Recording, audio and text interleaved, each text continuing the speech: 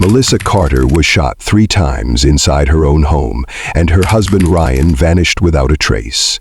But as the police searched for answers, what they discovered wasn't just a murder. It was a carefully planned disappearance that blurred the line between killer and victim. The small town of Charleston, South Carolina, had always been known for its quiet streets, historic charm, and a close-knit community where neighbors knew one another by name. On Maple Drive, nestled between 2 oak-lined blocks, lived Ryan and Melissa Carter. To outsiders, they seemed like the perfect couple. Melissa, a 34-year-old elementary school teacher, was known for her kindness and warm smile. Ryan, who worked in insurance, was quieter but polite, always waving to neighbors and mowing the lawn like clockwork on Saturday mornings. They had no children, but their cozy white bungalow with blue shutters looked like something out of a postcard. That peace shattered on a rainy Thursday night in June. Emergency responders arrived at the Carter residence around 10:12 p.m. after a neighbor reported hearing loud bangs that sounded like gunshots. Inside, they found Melissa Carter lying motionless on the kitchen floor. She had been shot 3 times, once in the chest, once in the shoulder, and once near her rib cage. The shots had been fired at close range. There were no signs of forced entry, no broken windows, and the back door was still locked from the inside. Nothing was stolen. Her purse, phone, and keys were right where she always left them. It wasn't a robbery. It wasn't random. Whoever did this knew her and knew the house. As police began their investigation, it quickly became clear that something wasn't right. Melissa's car was parked in the driveway, but Ryan's car was gone. His phone was off. There were no messages left behind, no signs of a struggle in the bedroom or living room, just the silence of a house that had turned from a home into a crime scene.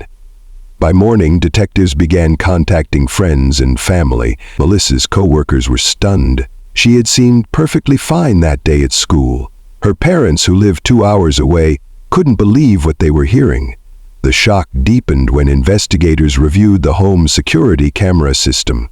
The footage cut off abruptly at 8:46 p.m., just over an hour before the 911 call. The DVR unit had been unplugged from the back, a simple but deliberate act. The more the evidence unfolded, the more it all pointed in one direction. Ryan Carter, Melissa's husband of 7 years, was the only person unaccounted for, and the last known person to have seen her alive. As the investigation deepened, detectives began peeling back the layers of Ryan Carter's life. On the surface, he was a mild-mannered insurance agent with no criminal record and no known history of violence. But when police pulled financial records, phone logs, and employment history, a darker picture began to emerge. In the months leading up to Melissa's murder, Ryan had been under significant financial stress. His credit cards were maxed out, he had taken out 2 personal loans, and their joint bank account had been nearly emptied. Melissa, ever responsible, had been trying to tighten their budget, but Ryan's spending had only gotten worse. The real turning point came when investigators discovered a life insurance policy Ryan had taken out on Melissa just 4 months before her death. It was a $500,000 0-cents policy, with Ryan listed as the sole beneficiary. Melissa's parents had no idea it even existed. When they were shown the paperwork, Melissa's mother said she was sure her daughter wouldn't have agreed to it. That led detectives to question whether Ryan had forged her signature. The documents were being processed for forensic handwriting analysis, but suspicion was already heavy. Adding to the motive was a secret affair Ryan had been hiding. Phone records revealed dozens of late-night calls to a woman named Kendra Wells, a 28-year-old who worked at the same insurance company. Emails between the two showed a romantic relationship stretching back nearly a year. In one message, Ryan hinted at starting a new life together, far away from all the chaos. It was clear he had been planning something big, something final. Ryan's co-workers described him as increasingly erratic in the weeks before Melissa's death. He showed up late, missed meetings, and once left in the middle of the day without explanation. Melissa, on the other hand, had confided in a colleague that something felt off in her marriage. She said Ryan had grown distant, cold even, and had recently changed the passwords on their shared accounts. The combination of money, infidelity, and strange behavior created a narrative investigators couldn't ignore. Ryan had motive, means, and opportunity. The pieces were falling into place quickly. Except for one. Ryan himself was nowhere to be found. The day after Melissa's murder, he vanished, leaving behind a dead wife, a suspicious insurance policy, and a town full of unanswered questions. The manhunt for Ryan Carter began almost immediately after Melissa's body was discovered. With a growing mountain of evidence pointing to him as the prime suspect, authorities issued a warrant for his arrest within 48 hours. But by then, Ryan was already gone. His phone was off the grid, his bank cards showed no recent activity, and no one had heard from him. Not friends, not family, not even the woman he was allegedly having an affair with. It was as if he had vanished into thin air. 2 days into the search, a park ranger in North Carolina found Ryan's car abandoned near a cliff edge in Pisgah National Forest. The location was remote, miles from the nearest town. Inside the car was Ryan's wallet, watch, and a single-page letter that read, more like a confession than a goodbye. It said he couldn't live with what he had done and asked for forgiveness. The letter didn't explicitly admit to Melissa's murder, but it was enough for the media to declare the case a murder-suicide. Search teams combed the area for nearly a week. Helicopters scanned the ravines. Cadaver dogs were brought in. Drones swept through the thick forest. Still, no body was found. The terrain was steep and unforgiving, and some believed Ryan could have easily fallen into one of the deep crevices and remained undiscovered. Others speculated that he may have used the suicide note as a diversion, slipping away under the cover of wilderness while authorities were searching in the wrong direction. 2 months after Ryan Carter was declared presumed dead, the quiet began to unravel. It started with a single phone call, one that shook Melissa's sister Jenna to her core. The call came late on a Sunday night. The number was unfamiliar, and the caller left no name, only a voicemail. It was short, no more than 10 seconds. But what it contained was chilling. Soft breathing, followed by a whispered phrase that sounded like, "It wasn't supposed to be this way." Then silence. Jenna played the voicemail over and over, unable to shake the voice. She was convinced it was Ryan. The police traced the number to a prepaid burner phone registered under the name Ryan Knox, a name that didn't exist in any known database. The phone had pinged off a cell tower in northern New Mexico just hours before the call was made. The line went cold after that. Despite the absence of a body, the public was quick to draw conclusions. News outlets framed it as a tragic end to a troubled marriage. Social media filled with speculation, grief, and rage. Candlelight vigils were held for Melissa. Her friends mourned not only her death, but the possibility that her killer might never be brought to justice. By the end of the month, the case was considered unofficially closed. With no signs of life from Ryan and the assumed suicide, investigators shifted their attention to closing out the paperwork rather than chasing leads. Melissa was buried in a quiet ceremony, her parents still desperate for answers. But even in their grief, something didn't feel right. There was no closure, only silence. And in that silence, the faint possibility that the story wasn't over. No further calls, no texts, nothing. But it was enough to reopen questions that had been considered settled. If Ryan was dead, how was his voice calling from a burner phone hundreds of miles away? Detectives reopened the case quietly, not wanting to alert the public or the press. They began re-examining surveillance footage from stores in the area near the phone tower. A blurry image from a gas station security camera showed a man buying supplies. Water, food, a prepaid SIM card. He wore sunglasses and a baseball cap, but his build and posture closely matched Ryan's. More telling was the car parked outside, a silver Toyota Camry. It wasn't registered to anyone connected to Ryan, but it had been bought with cash 2 weeks prior from a used car dealer in Arizona. This new evidence sparked fresh interest within law enforcement. It suggested something they hadn't seriously considered, that Ryan Carter had not only faked his suicide, but was still alive, moving carefully under a new identity. The calculated nature of the disappearance, the silence in his financial records, and now the deliberate use of burner phones, all pointed to long-term planning.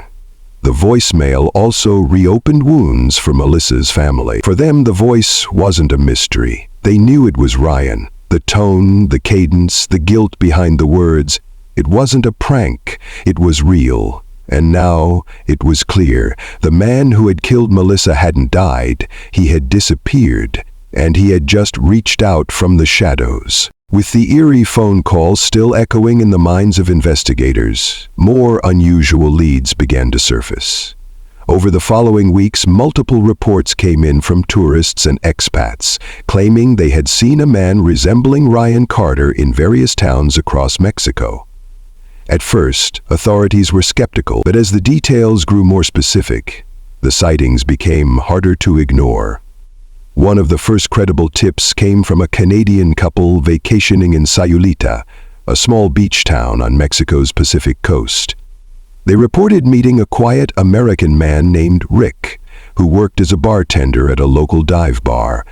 The man spoke fluent English, kept to himself, and seemed constantly on edge.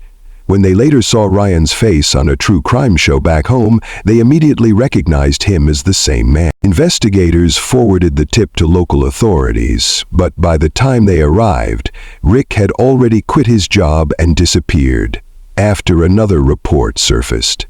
A fisherman in Puerto Vallarta claimed he'd taken a man named Greg on a deep-sea fishing tour. He remembered him because the man had asked a lot of questions about international waters and how long boats could stay out without attracting attention. A photo from the day's trip, posted on the fisherman's Instagram account, showed a man with sunglasses and a beard, looking older, leaner, but with facial features strikingly similar to Ryan's. The FBI began working with Mexican law enforcement, quietly coordinating efforts to track the fugitive. However, Ryan always seemed to stay ahead of them. Each time they got close, the trail would go cold. It was clear he was moving frequently, never staying in one place long enough to be pinned down. He used cash, fake IDs, and likely relied on a network of contacts or black market services to remain invisible. These sightings shifted the entire narrative of the case. What had once been seen as a tragic murder-suicide now looked more like a meticulously planned escape.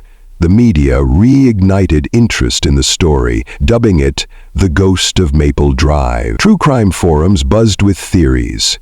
Was Ryan trying to start over, or was he running from something even more sinister? Meanwhile, Melissa's parents, still grieving, found themselves in the midst of renewed uncertainty. Their daughter's killer wasn't just alive, he was free, possibly sipping drinks on a beach, watching their pain from a safe distance. Just when the investigation seemed to stall again, a new and deeply personal twist brought the case back into sharp focus. Melissa's parents received an envelope in the mail, postmarked from Guadalajara, Mexico. There was no return address. Inside was a single sheet of lined paper, folded neatly. The handwriting was unmistakably Ryan's, loose, slanted, with a distinctive loop in every R. It began with 2 words that stopped Melissa's mother cold. "I'm sorry." The letter wasn't a confession. It didn't describe the murder or deny it. Instead, it read like a strange, emotional reflection from a man in hiding. Ryan wrote about betrayal and guilt, about losing everything, and about searching for peace in a world where he no longer belonged. He claimed he had loved Melissa, but had lost his way. He never mentioned the affair, the money, or the life insurance. The tone was not defensive, it was almost detached, as if written by someone watching his past life from a distance. Forensic testing confirmed what Melissa's parents already believed. The letter had been licked, sealed, and mailed by Ryan Carter. His DNA was on the envelope flap. This was the most definitive proof so far that he had not only survived, but was living freely under a new identity. The case, now undeniably more than just a domestic tragedy, was reopened with full federal attention. Investigators began scouring records of people entering and exiting Mexico, looking for aliases and passport fraud. They questioned former co-workers, friends, and even the woman believed to be Ryan's mistress, though she had vanished from her apartment months earlier.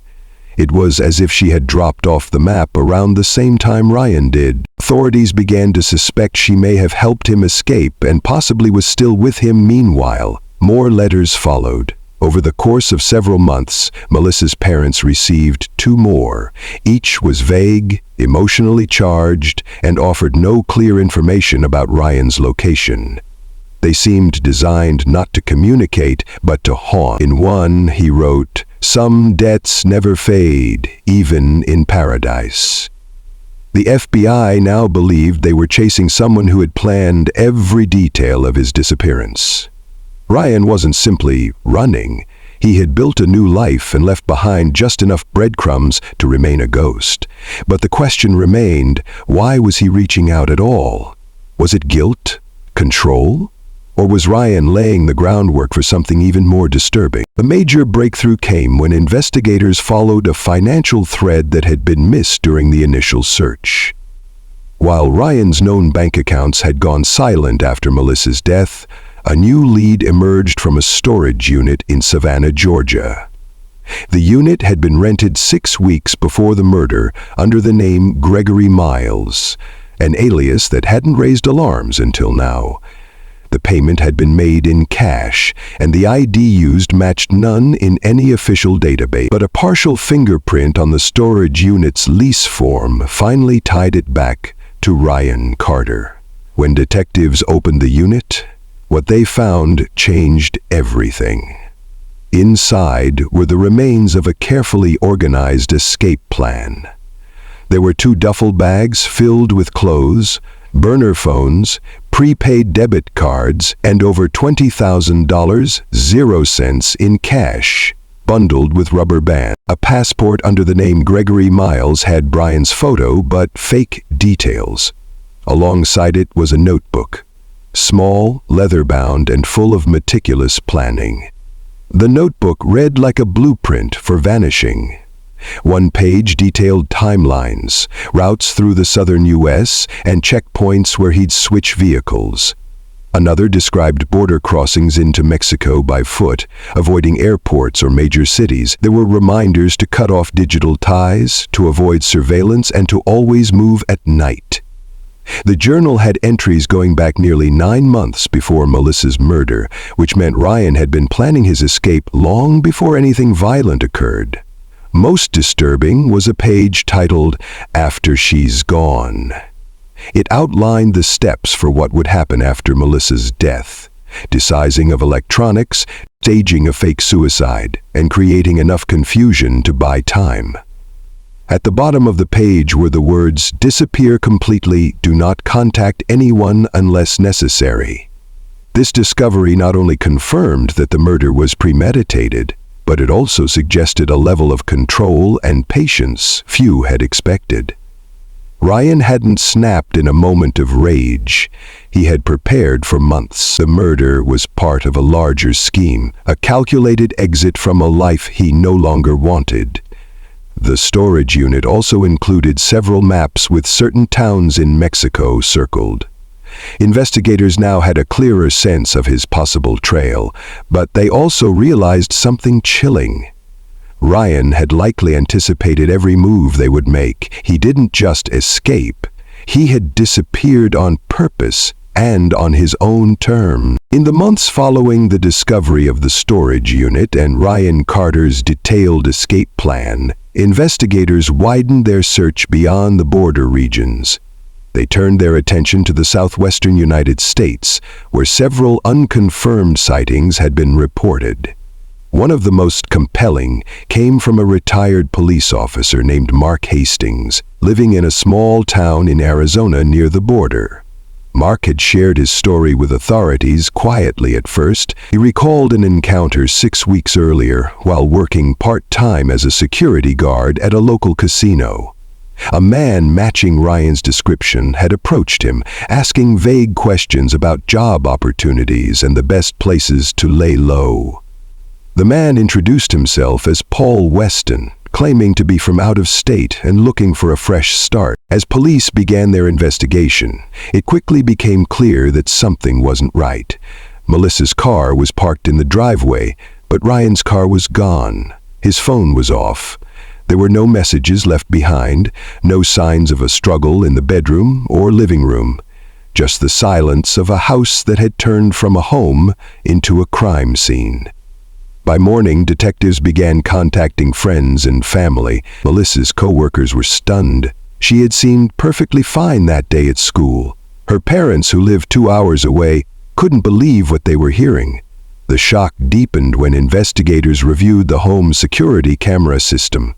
The footage cut off abruptly at 8:46 p.m., just over an hour before the 911 call. The DVR unit had been unplugged from the back, a simple but deliberate act. Though Ryan had grown a beard and lost weight, Mark said there was something familiar about his eyes, haunted, watchful, cautious. What made this encounter important was that Mark had kept a business card from the man's brief visit and a photo taken accidentally by a friend who recognized Ryan in the casino's surveillance footage. The image showed a man in his early 40s, wearing a hat pulled low over his forehead and dark sunglasses, but the shape of his face and the posture were unmistakable. The authorities compared the photo with known images of Ryan Carter, and despite the changes in appearance, they confirmed a strong match. This sighting reignited the investigation. Ryan was clearly alive and had managed to evade capture not just in Mexico, but back within the United States. It raised serious questions about how he was able to move so freely. Was he receiving help? Did he have contacts in the area? Had someone been aiding his escape all along? Yet, just as hope grew for apprehending him, the trail went cold again. Paul Weston vanished without a trace. No hotel records, no credit card activity, no social media footprints. It was as if he had slipped through the cracks entirely. The FBI and local law enforcement launched extensive surveillance operations, staked out known hangouts, and distributed wanted posters. But Ryan, or Paul Weston, was nowhere to be found. The elusive nature of his movements deepened the mystery and frustration. How had he managed to disappear so completely? How many more years could he keep running? The case had evolved from a simple murder investigation into a nationwide manhunt for a master of disguise and deception, one who remained, despite everything, just beyond reach.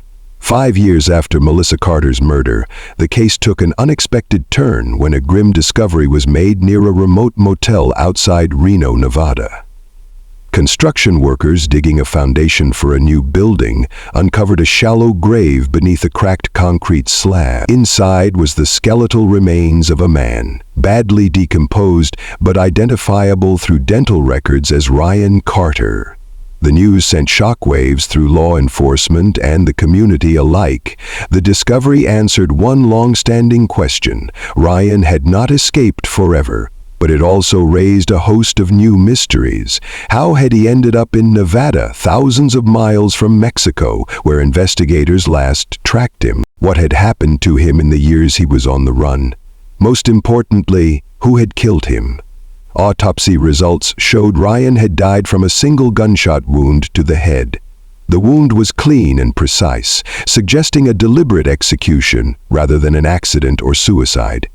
No weapon was recovered at the scene, and there were no signs of a struggle nearby. The location, isolated near a dusty roadside motel, suggested someone had planned the killing carefully, then tried to hide the body quickly.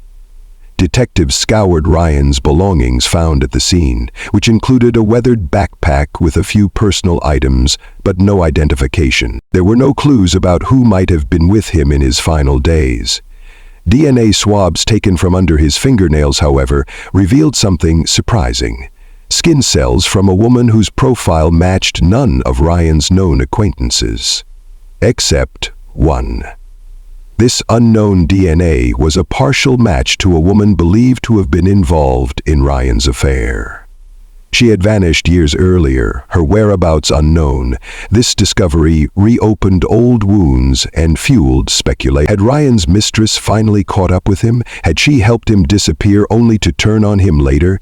Or was there someone else involved? Someone who wanted to ensure Ryan never spoke again. The revelation also sent shockwaves through Melissa's family, who had struggled with the uncertainty of Ryan's fate for so long, while they finally had confirmation that justice, in a way, had been served.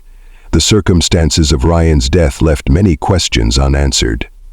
Though the case was technically closed, the mystery of Ryan Carter's final days and the identity of his killer continued to haunt those who followed the story, leaving an unsettling sense that even in death, the full truth had yet to be uncovered. In the aftermath of Ryan Carter's body being found, the case seemed to be drawing to a close. Yet the final chapter held a twist no one saw coming, a revelation that rewrote everything known about the crime and the manhunt.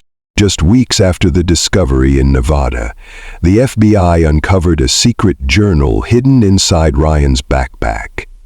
The journal, weathered and stained, but surprisingly intact, contained a series of confessions, detailed accounts, and shocking admissions. The entries revealed that Ryan had been living under constant fear, not just of the law, but of people he once trusted. In the journal, he confessed that the plan to kill Melissa had been driven by desperation, but also that he had been manipulated by others with darker motives. He wrote about a shadowy network of criminals he had unwittingly gotten involved with after losing his job. This group, he claimed, had pressured him into the murder and then forced him to disappear to avoid retaliation.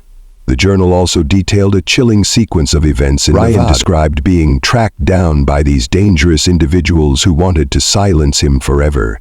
He claimed that the gunshot wound that killed him was not self-inflicted or a suicide, but the work of those who sought to erase him completely. They arranged to meet right after the meeting and called her out to their mother's front porch for an escape.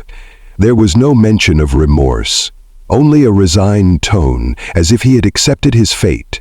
Perhaps the most startling revelation was Ryan's admission that he had sent the letters to Melissa's parents, not out of guilt, but as a way to keep them distracted and confused while he tried to navigate the deadly maze he was trapped in. The letters, once thought to be cries for forgiveness, were in reality a smokescreen. This new information stunned investigators and the public alike. It introduced a deeper conspiracy behind the murder, a web of coercion, crime, and betrayal far more complex than anyone had imagined. Ryan Carter was no longer just a jealous husband or a fugitive. He was a man caught in something far bigger and darker. Though Ryan was dead, the investigation took on new urgency. Authorities vowed to uncover the criminal network he spoke of, determined to bring those shadowy figures to justice. Meanwhile, Melissa's family found a bittersweet closure. The truth was more complicated and painful than they could have expected. But at last, the full story was beginning to emerge from the shadow. The case that started as a simple murder had turned into a labyrinth of secrets, and the final chapter was only the beginning.